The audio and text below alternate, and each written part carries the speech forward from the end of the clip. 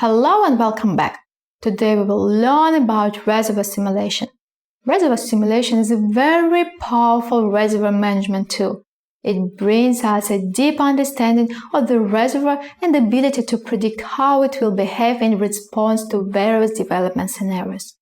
Being able to predict reservoir behavior is very important as it will help us solve many problems that might arise at any stage of field development. Engineers of the past used physical and analog models long before computers, and today's software is so advanced that modern digital models can simulate reservoir behavior with incredible accuracy. In the mid-20th century, oil companies came to understanding the opportunities that mathematical modeling brought. However, back then technology was not that advanced, so modeling was used only for largest fields that could bring enough oil to justify the expenses related. It was mostly employed to obtain a production forecast that could be used for long-term development planning. Now that computers are everywhere and their processing powers are amazing, we can build a model for a field of any size and use it for both planning and operational control. We shall start with geological modeling. If you want a simple definition, geological modeling is about representing the distribution of porosity and permeability within an oil field. A geological model also needs to account for reservoir heterogeneity, connections between various permeable bodies, and any obstacles to fluid flow. Modern geological model is a three-dimensional detailed image of the reservoir. From such a model, we can learn about reservoir structure, rock and fluid properties and distribution. We will then use it as a premise for building a reservoir model which will simulate flow of fluids in the reservoir. Geological model also accounts for uncertainties that are unavoidable if we want to build a realistic model of an existing geological setting. Each stage of field exploration is associated with uncertainty. Direct information on the reservoir is available only from cores, which unfortunately represents a very small volume of rock. Just imagine, a typical geological model is built of cells or blocks 50 by 50 meters in area and half a meter in height. Any data that we will obtain from core analysis will represent only a tiny part of it. If so, how can we know anything about remaining mass of rock? We cannot.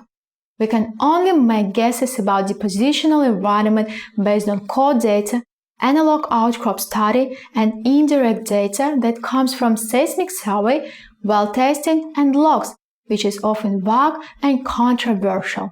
So, before we start building any model, we need to gather and prepare data, including data quality and consistency analysis. For example, we need to check where or what a contact is according to various logs and check these values against well testing results. There are 5 basic steps to building a model. First, you build a structure, measure formations and faults. Then, you correlate formations from well to well. Then, you build a grid. You decide how many cells will be in your model, how large they are going to be, and how they will be arranged. After that, your model features areas with similar properties distribution. And finally, you describe petrophysical properties. Each cell will have its own value of porosity, horizontal and vertical permeability, saturation, etc. After our geological model is ready, we need to convert it into a reservoir model. This is done via a special procedure called upscaling. But do we really need to do it? Why cannot we just use our geological model as it is? I already told you that a typical geological model cell size is 50 by 50 by half a meter. An average model contains millions of cells, a large one tens of millions. Modern workstations are powerful, but not powerful enough to handle a multi-million cells reservoir model, especially if you want to have the results within reasonable time. So we need to reduce a number of cells down to, say, several 100,000. We need to go from fine grid to a coarser one, that is, to upscale the model. Upscaling is done in 2 steps. The first step is upgrading, that is, combining fine grid cells into coarser one.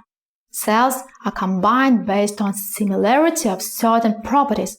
There are various automated methods implemented in modern commercial simulation software. The second step is upscaling itself, that is, transferring cell properties from a fine grid to a coarser one. Upscaling of such properties as porosity, saturation, or net-to-gross ratio is relatively easy. It is done with help of averaging methods. Upscaling permeability, that is a real pain in the neck. There are lots of articles and books dedicated to this problem. There exist multiple numeric methods, many of which are incorporated in commercial software as well. What will happen if you don't upscale permeability? Due to numeric dispersion, water in the model will flow faster, which will cause early water breakthrough, and the overall situation will be very far from real life. So the model will be totally unreliable. That is why we need to upscale permeabilities, resulting pseudo-permeability curves will represent fluid flow through our larger cells very similar to the way it would flow through many smaller cells. After the upscaling, we end up with the so-called reservoir model, a digital reservoir through which a digital fluid will move just like the real fluid will flow through the real rock 2 or 3 kilometers below the Earth's surface. Reservoir simulation is an essential part of modern petroleum engineering. In my country, authorities will not allow the company to develop an oil or gas field without building a reliable reservoir model first. Numerous simulation software packages are commercially available today. Although they are different, they serve the same purpose. Modern reservoir simulation is a complex process. Before we even start building a model, we need to go through several steps. The first one is a problem statement. What is the purpose? What information is required? At this stage, we gather as much data about our reservoir as possible and determine which deliverables we will need and how soon. Then comes initial data analysis and processing. All the information we have gathered needs to be transformed to the required format. Any gaps and inconsistencies in the data need to be removed, and we have to decide whether we have sufficient information and whether it is accurate enough to build a reliable model. After that, we choose model type and will depend on our purposes. For example, there are cases that we don't have to model the whole reservoir. And then we build the model itself with as many cells and as much complexity as required for the task at hand and allowed by the time and resources available. Okay, we have finally built the model. How can we be sure that it is reliable?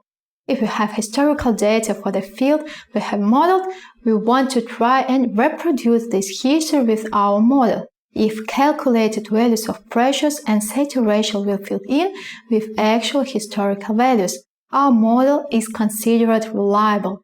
If not, we modify cell properties and run the model again. This process is called history matching.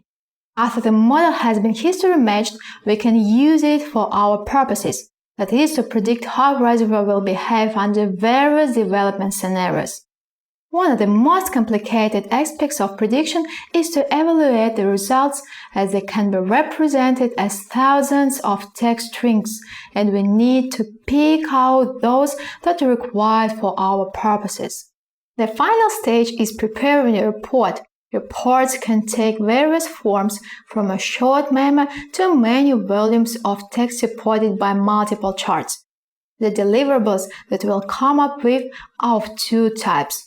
First comes general information, including such data as oil, gas, and water production rates, water home pressure, etc. They may be shown for the whole field and for separate wells. Usually, this type of information is represented as time-based charts. The second type of deliverables is spatial distribution of properties such as saturation and pressure at each time step of the simulation run. This information is usually coded as binary files that can be opened using spatial software. By now, you certainly understand that complicated and important job simulation engineers do. Using a reservoir model, you can estimate the distribution of remaining recoverable reserves in real time and evaluate efficiency of well simulation jobs. You can see calculation results in a very graphic and comprehensible form and make prompt decisions on how you want to operate a certain well feather one. You can compare various scenarios, for example, hydraulic fracturing, in-field drilling, or site tracking, against your base case scenario. That is, scenario when you keep on producing a certain well as it is. You can evaluate risks associated with various simulation jobs, such as drilling in flush zones or hydraulic fracturing in bottom water-drive reservoirs. However, doing so requires a significant level of detailization and sophistication, so you need to be very careful with your data. This is all about modeling. See you next week.